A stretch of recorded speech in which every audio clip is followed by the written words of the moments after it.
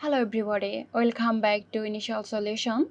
In this tutorial, I will show you how to bold text on Facebook. So let's begin the video.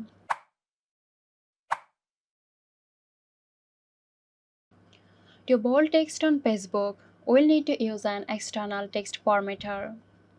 Open your web browser and search for bold text generator for Facebook.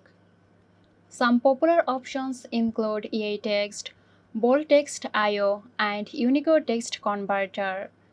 Let's use YayText for this demonstration.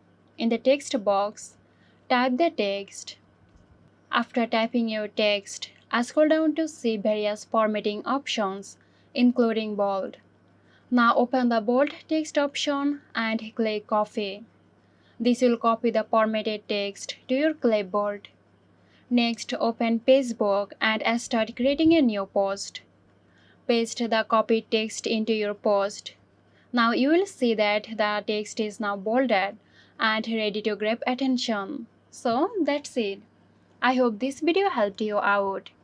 Stay tuned for more helpful tutorials here at Initial Solution.